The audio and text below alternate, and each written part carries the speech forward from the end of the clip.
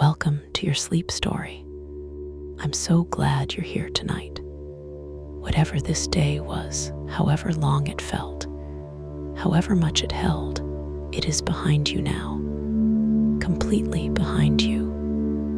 You made it through. And that is everything. So let's begin. Before I take you anywhere tonight, I want to count you down from 10 to 1. And as I count, I want you to allow yourself to sink just a little deeper into wherever you are right now. Feel the weight of your body. Feel what is beneath you, holding you. And with each number, just let go a little more. 10. Allow your eyes to close. Gently, completely. There is nothing you need to see right now. 9. Feel your shoulders and let them drop as far as they want to go. 8. A slow breath in through the nose. 7. And all the way out. 6. Your hands. Feel them opening. Whatever you've been holding today, you can put it down now. 5. Your jaw is soft. Your face is soft. 4. Your legs are heavy, warm. 3. You're drifting, not asleep yet, but moving that way. 2. The day is behind you, completely and entirely behind you. 1. And now, tonight's sleep story, the relaxation. Before we go anywhere, I want to stay here with you for a moment. Just here, just now, because this moment, this exact moment right now, where you are lying in the quiet, deserves a little attention, a little kindness. Take a breath in for me, from the very bottom of the belly. Good, and let it go. And as you breathe out, I want you to imagine that everything you were carrying today, every worry, every unfinished thought, every heavy thing is just leaving with that breath, just drifting away. You don't have to solve anything tonight. You don't have to figure anything out. You don't have to be anything other than exactly what you are right now. A person who deserves rest. A person who deserves sleep. Because you do. You really do. Whatever happened today, whatever was hard, whatever felt heavy, you made it through. You are here. And that is enough. That is more than enough. You are safe. And you are here. Bring your awareness gently to your feet now. Just notice them and allow them to soften. The toes uncurling, the arches releasing. All the small held tension of the day simply letting go. Let that softness travel upward, through the calves, through the knees, the thighs. All of it warm, all of it heavy, all of it resting now. Your lower back, your hips. Allow yourself to feel the surface beneath you taking your weight completely, fully. You don't have to hold yourself up anymore. The earth has you. The water has you. The belly soft. The chest soft. The heart beating steadily as it always has, as it always will. Your shoulders dropping, your arms heavy and warm, your hands open and still, the neck long and loose, and your face, let the jaw go. Let the forehead smooth. Let the eyes be completely still behind their lids. There you are, from the top of your head to the tips of your toes, completely soft, completely warm, completely You've done beautifully. Now, let me take you somewhere very green and very still, somewhere the rice stands in the flooded fields, and the frogs are singing, and the mountains are behind the village, and the evening is coming so slowly, it is barely moving at all. Come with me. The valley. Imagine a valley in Japan.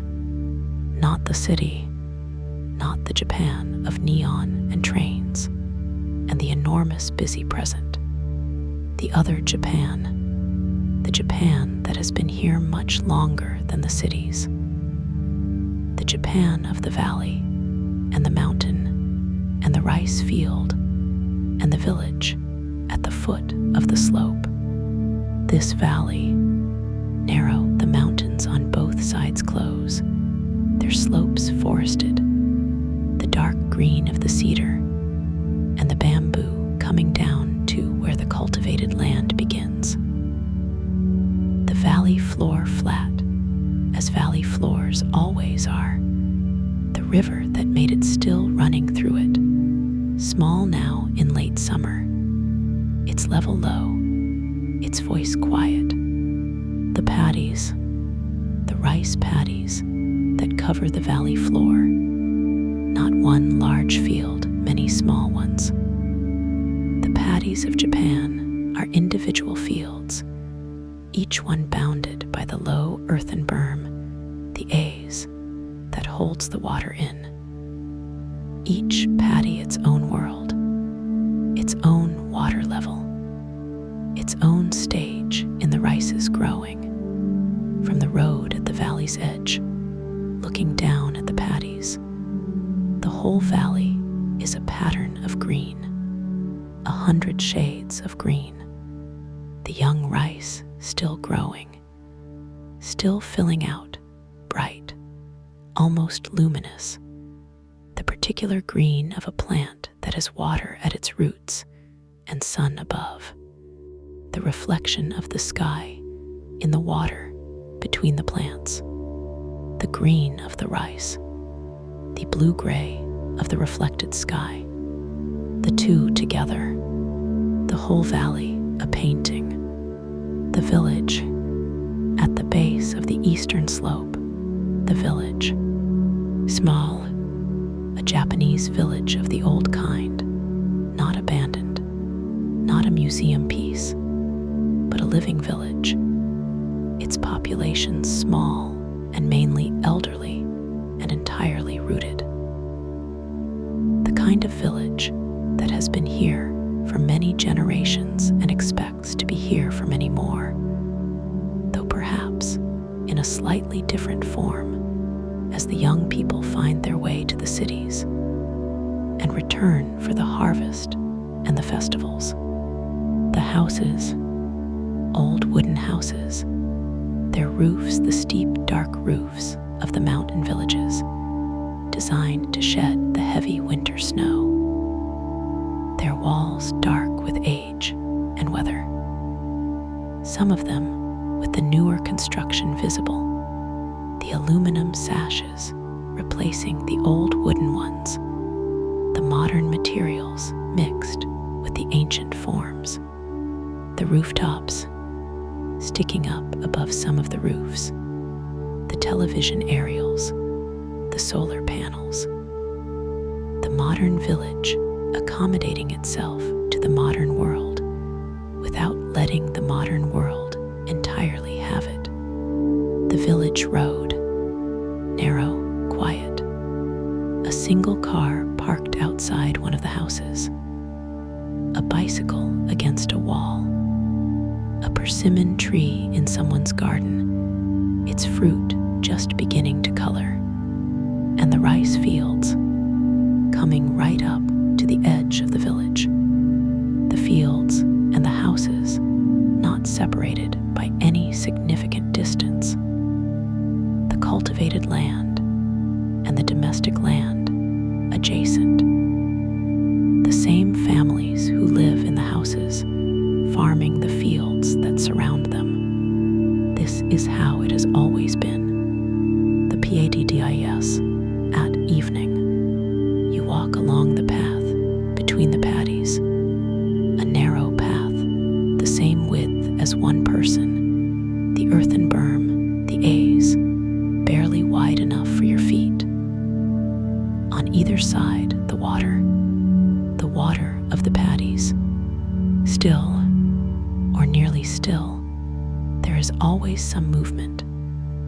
water flowing very slowly from the irrigation channel at the top of the field to the drainage at the bottom.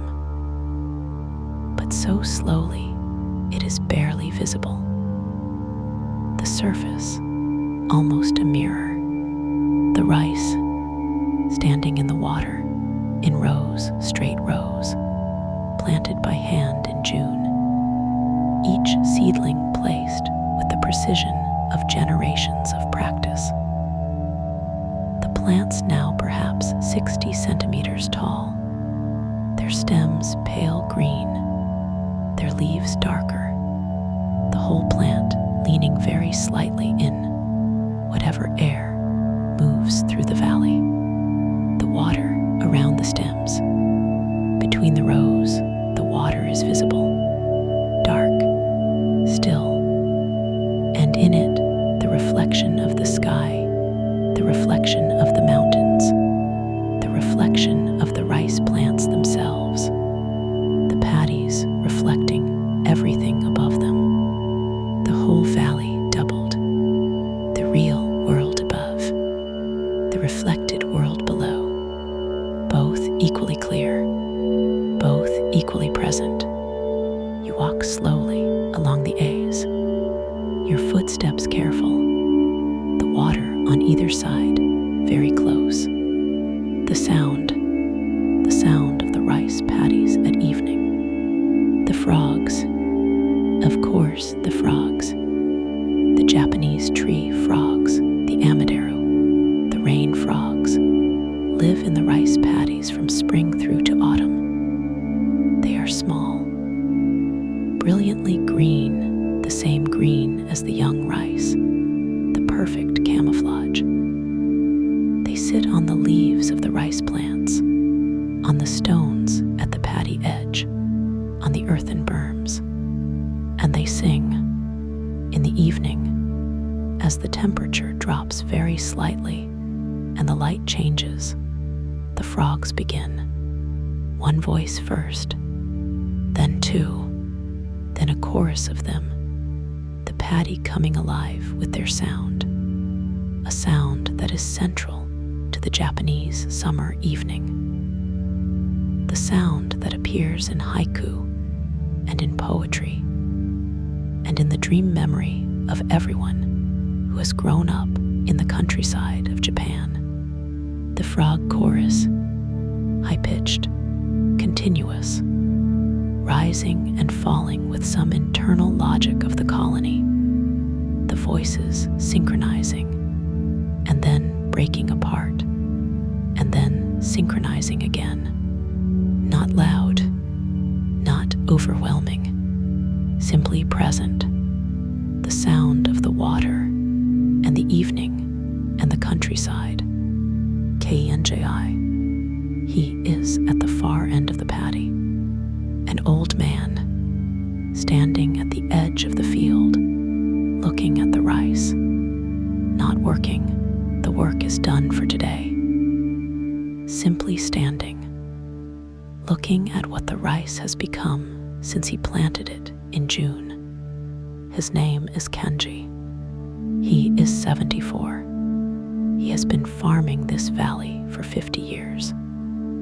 Since he was young, since his father passed the fields to him, the passing of fields from father to son that has happened in this valley for as many generations as anyone can count.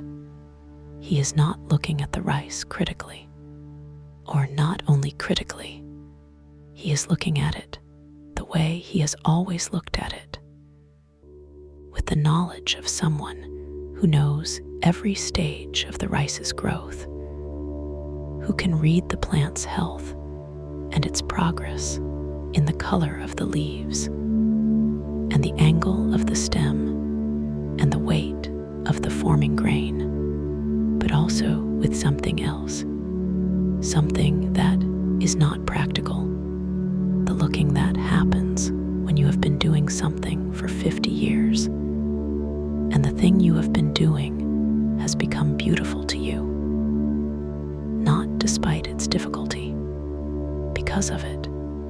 because you know it so well that you see what others cannot see. He sees the rice. He nods, very slightly. Good. The water in the paddies. Let me tell you about the water.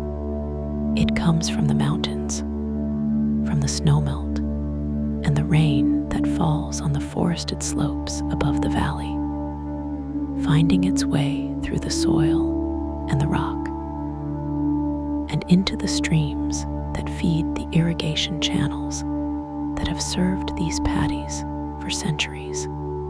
The water enters the paddy at the top. There is a small gate, a simple wooden gate, very old, its wood dark with water and age, at the top of each field. Kenji opens this gate in April, when the paddies are prepared, and the mountain water comes in. It fills the paddy.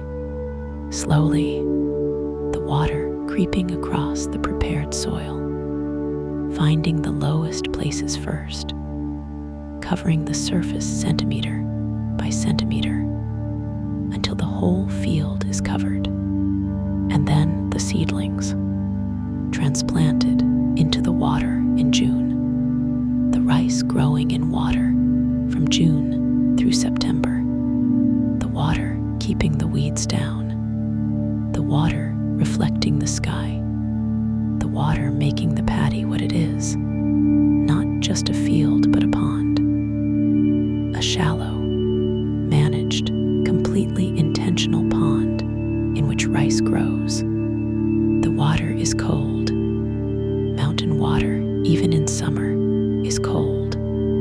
Kenji's feet know this. 50 years of wadding in cold paddy water. The mountains above the village, the mountains. In Japan, the mountains are always present. 80% of Japan is mountainous. The valleys and the plains where people live are the exception. The mountains are the rule. These mountains, forested to their peaks, the Japanese cedar and the hinoki cypress and the bamboo and the oak, the forests that have covered these slopes since long before the village was built, forests that will cover them long after. At this hour, the mountains in silhouette, the sun behind them, the slopes catching the last of the direct light on their western faces, the valleys between the ridges, already dark, the mountains cutting the sky, the jagged line of the ridgeline against the still bright western sky, and the shadows, long shadows falling from the mountains across the valley, crossing the paddies, the shadow line moving very slowly east as the sun descends, half the paddies in shadow, half still in the last sun, the shadow line crossing the water, the sunlit water bright and reflective, the shadowed water dark, the line between them precise and moving. Kenji watches the shadow line cross his field. Every evening, he knows when it reaches his field and when it passes his farmhouse, and when the valley is fully in shadow. He knows the shadows of 50 summers. The farmhouse behind the village, Kenji's farmhouse. Old, very old, the farmhouse of several generations. Its roof, the steep thatched roof, that in this region is replaced every 30 years, the new thatch bound over the old. This roof was done 12 years ago. It will be done again in 18 years, if Kenji is still here, if his son comes back from the city to do it. These things are uncertain. The farmhouse is certain. It has been here. It will continue. The Ingawa, the wooden veranda that runs along the south face of the farmhouse. The Ingawa, the in-between space that is neither fully inside nor fully outside. The covered porch that in Japanese domestic architecture serves the same purpose as the southern porch, the same purpose as Isabel's courtyard table, the space between inside and outside, where you sit in the evening. Kenji is on the Ingawa now, or he will be soon. He is walking back from the paddy, his boots at the field's edge, his feet in the rubber sandals he wears for the walk home. He will sit on the Ingawa. He will look at the valley, the rice fields, the mountains, the evening, the Engawa. You sit on the Ingawa with him, the wooden boards beneath you worn smooth, the smoothness of wood that has been sat on for many years. Kenji's grandfather sat here, his father, Kenji himself for 50 years of evenings. The valley below, the paddies, from here you can see all of them.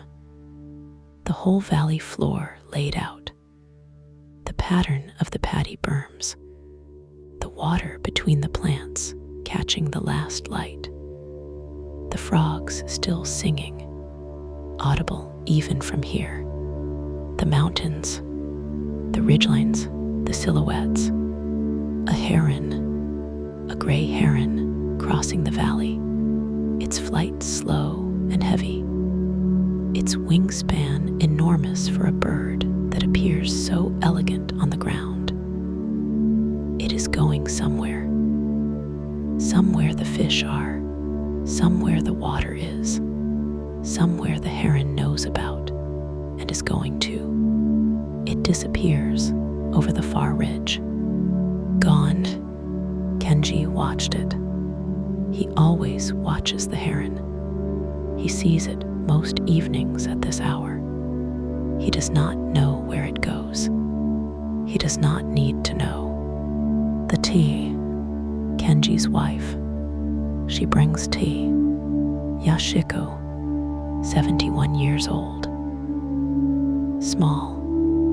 Her movements economical. The movements of someone who has been managing a farmhouse for 50 years and has reduced every action to its necessary minimum.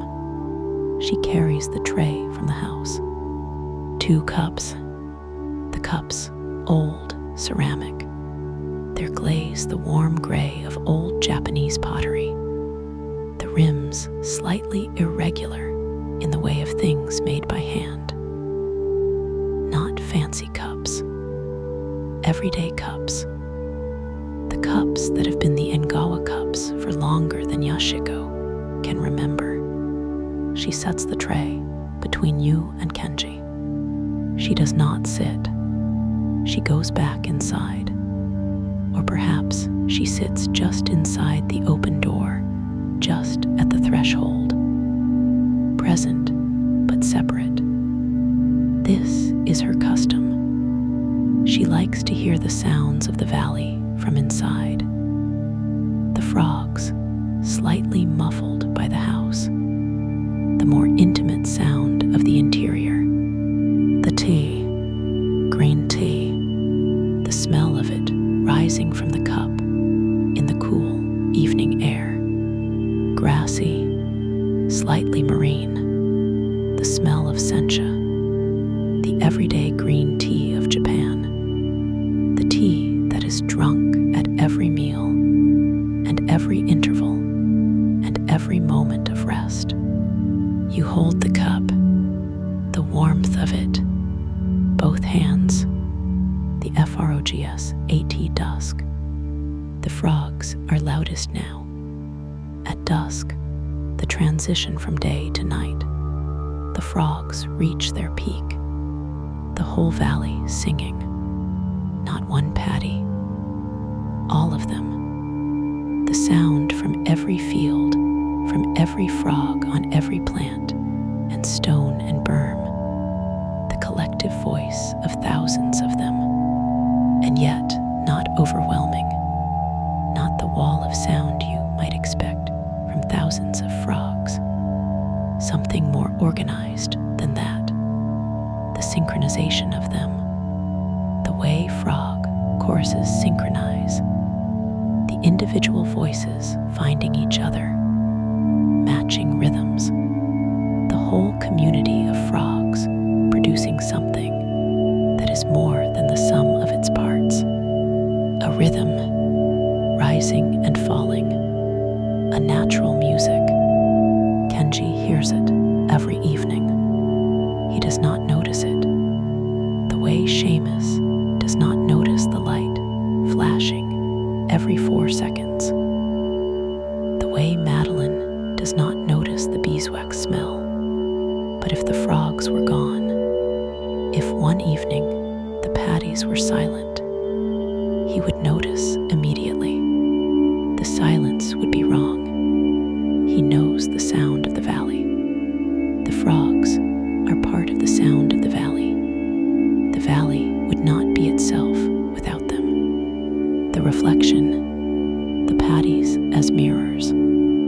At this hour, the last direct light leaving the valley, the mountains in silhouette, the sky above the ridgeline still luminous. The water in the patties is at its most reflective. The surface of the water, very still now. The breeze that sometimes comes in the afternoon, completely gone. The air in the valley still. The sky in the water. The mountains in the water. The rice plants, their own reflection standing below them in the water, upside down. The whole valley, doubled. You are standing in a valley that is also standing in a valley. The reflected valley, inverted and slightly distorted by the very slight movement of the water's surface, but entirely recognizable. Kenji's farmhouse reflected. The mountains reflected. The heron's path reflected the ghost of where the heron flew. The disturbance of the air, its wings made somehow present still in the very slight ripple of the water. The sky reflected in the water changing as the sky itself changes. The amber of the last light in the water. The first stars appearing in the water before they appear in the sky above. The still water more sensitive to faint light than the eye looking up. Stars in the patties before they are in the sky. What the rice is. Rice, the crop that feeds more people than any other. Half the world, or as a sativa, cultivated for 10,000 years. Longer, perhaps. The archaeology suggests rice cultivation in China 8 or 9,000 years ago. Perhaps longer. 10,000 years of rice paddies. 10,000 years of the flooded field, the seedling, the growing plant, the grain forming, the harvest. 10,000 years of Kenjis. Not this Kenji, but the Kenjis of 10,000 years. The people who knew their paddies the way Kenji knows his. Who watched the shadow line cross the water. Who listened to the frogs at dusk. Who sat in the evening and looked at what the rice had become. The rice feeds the world, but it also, this is the thing about rice that is harder to say. It also shapes the world. The shape of a valley with rice paddies in it is a different shape from a valley without them. The terraces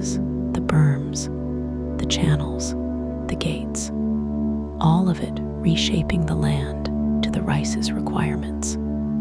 And the people who tend it, they are shaped too.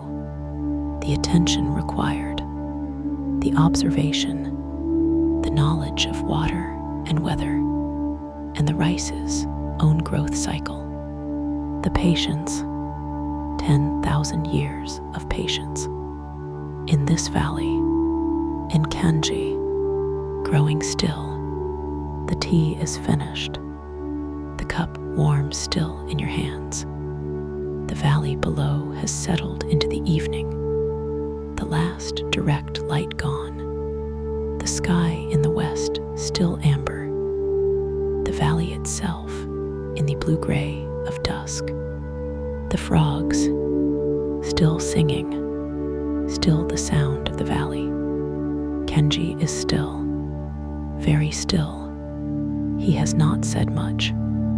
He doesn't need to. The valley says everything. If thoughts are arriving, and they probably are, because that is what minds do.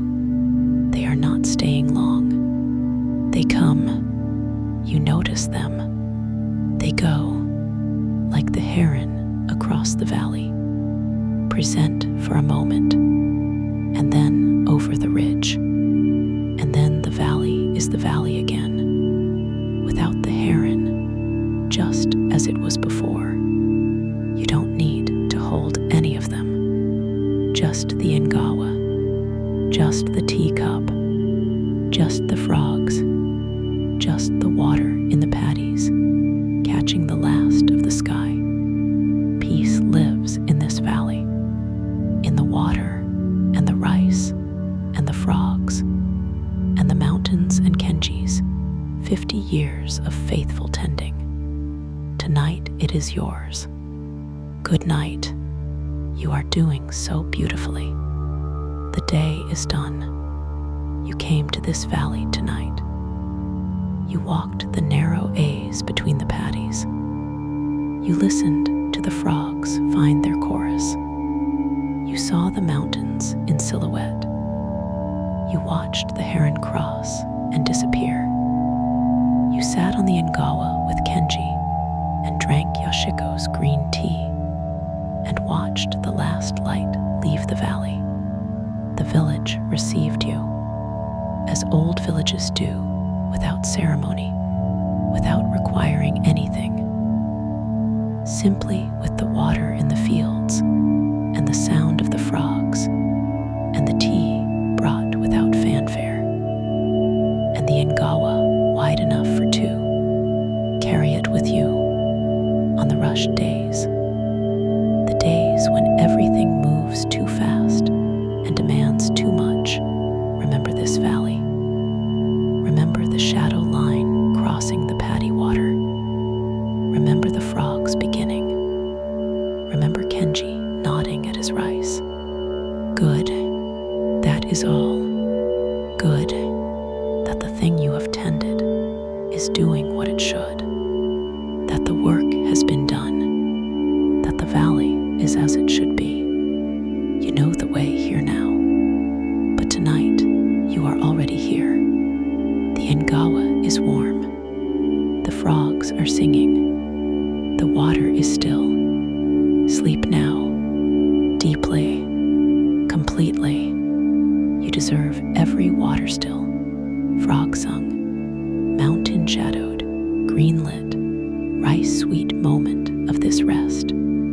Every single one. Good night. Sleep well. The village through the night. The paddies at midnight. The paddies at midnight. The frogs quieter now. Not silent. They sing through much of the night. But quieter. The peak has passed. The transition from day to night that brought them to their fullest voice now complete. The valley settled into its night mode. The water, still, at midnight, in the still air of the valley. The paddy water is as still as it ever gets. The surface of it a perfect mirror. The the stars in the water, the mountain ridgelines in the water, the dark bulk of the farmhouses in the water, the rice standing in the water in the dark, growing, still growing. Plants do not stop growing at night. The cellular division that adds to the stem and the leaf continues in the dark. The movement of water through the plant, upward through the xylem, from the flooded roots to the leaves, continues. The rice breathing, the reverse of the day's breathing, at night, without sunlight for photosynthesis. The plant takes in oxygen and releases carbon dioxide, as animals do. The rice at night, breathing like you, in the water, in the dark, breathing what Kenji's father said. Kenji remembers. He remembers his father taking him to the paddy edge at dawn on the morning of the transplanting. He was 10 years old, his father crouching at the water's edge, showing him the seedlings, the bundles of young rice, their roots white and clean, taken from the nursery bed and ready for planting. He said, "The rice will tell you what it needs. You just have to learn to listen." Kenji was 10. He didn't understand. He understood now. He had understood for a long time. The rice tells you, in the color of the leaf, too pale means nitrogen deficiency. Too dark and soft means too much. The slight yellowing at the tips, that means the water needs changing. The way the plant holds itself when it is healthy, and the way it holds itself when something is wrong. The rice tells you, if you know to look. Kenji knows. His father taught him, and before his father's father, and before that, the knowledge passing, generation to generation, in the paddies of this valley. The night heron, a different heron. At night, a night heron. The black-crowned night heron, the goisagi, that comes to the paddies after dark. Smaller than the gray heron that Kenji watched cross the valley. Stockier. Its plumage dramatic. The black crown, the gray wings, the white undersides. It comes from the trees at the river's edge. Every night, to the paddies, to stand very still at the water's edge and wait for the small fish and the frogs and the invertebrates that the paddies hold. Kenji knows it is there. He has seen it many times. Not tonight. Tonight he is inside, asleep. But he knows the night heron visits. He has seen its tracks in the soft mud at the paddy edge. The night heron, standing in the dark water, patient, still, waiting, the paddy giving what it gives to those who wait, as it gives to Kenji, as it gives to the frogs, as it gives tonight to the night heron. Patient, the autumn is coming. In 3 weeks, the rice will be ready. Kenji can see it, or he will see it in 3 weeks, the grain fully formed, the heads of the rice stalks bowing under the weight of the grain, the stalks themselves beginning to yellow. The harvest, he will cut the rice by hand. He still cuts it by hand, with the comma, the sickle, as his father did. Some of the younger farmers use machines. Kenji uses the comma, not because he is opposed to machines, because this is how he knows when the rice is right. The feel of the stalk in the hand, the sound of the cut, the smell of the cut rice, the smell of new rice, which is nothing like the smell of the cooked grain, which is its own extraordinary smell. The cut rice in the hand, he bundles it, he hangs it to dry on the wooden rack, the hassock that stands in the field beside the paddy. The cut rice hanging head down, drying in the autumn sun and air. 2 weeks of drying, and then the thrashing, and then the hulling, and then the rice white clean. The year's work in a bag, but that is in 3 weeks. For now, the rice is in the water, still growing, still green, still becoming what it will be. Yashiko's kitchen, while Kenji and you sat on the Ingawa, while the frogs sang, while the last light left the valley.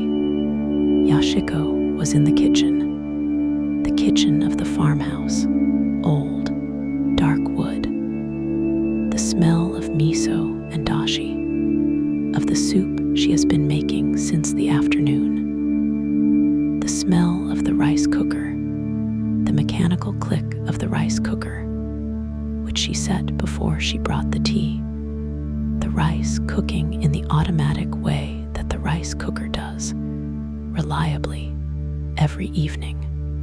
She uses the rice from this farm, the rice that Kenji grows, every day, 3 meals, the rice that has been growing in the paddies below, that Kenji has been tending since April, that has been fed by the mountain water.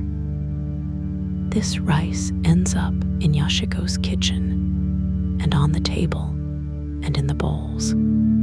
The cycle complete, the paddy to the table to the bodies to the paddy work to the paddy, and the paddy growing again. A cycle that has been turning in this valley for longer than anyone can remember. Tonight's rice is in the cooker. Yashiko is making the miso soup. The smell of it finding its way to the Ingawa, finding you, the dawn rice.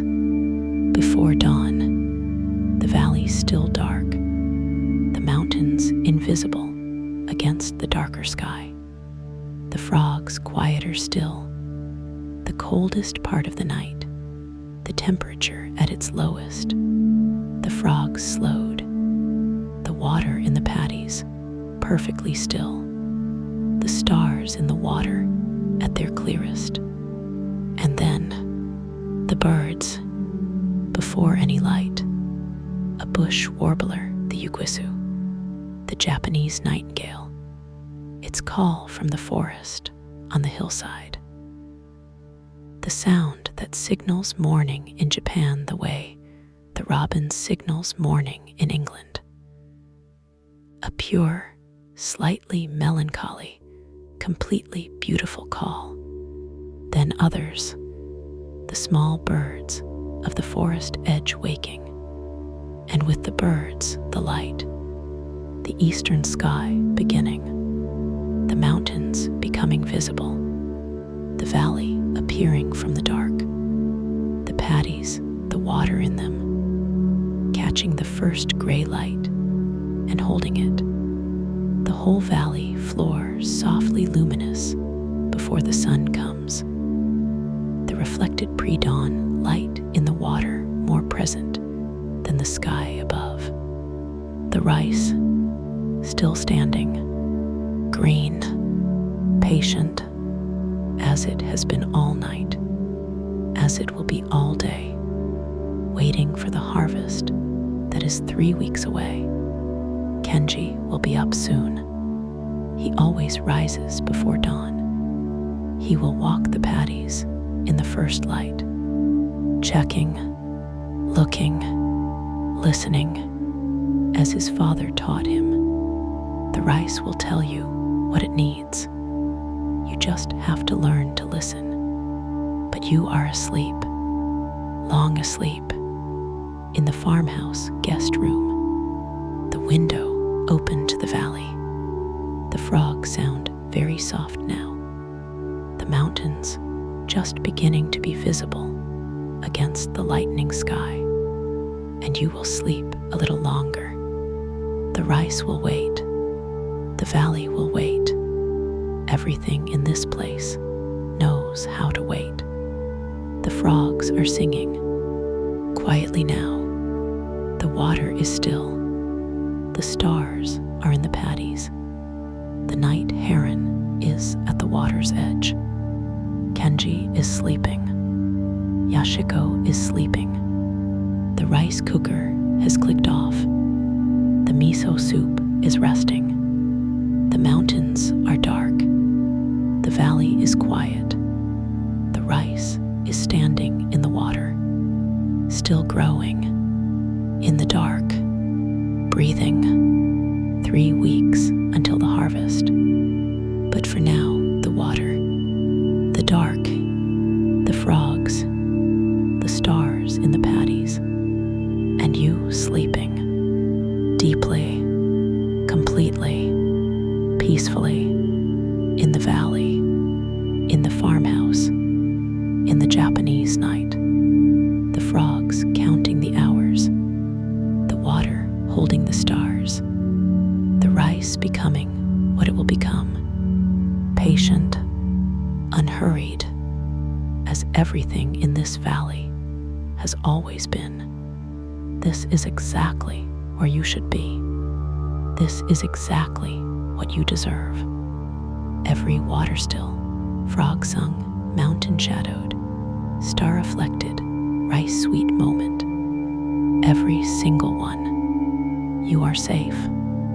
You are held. You are at peace.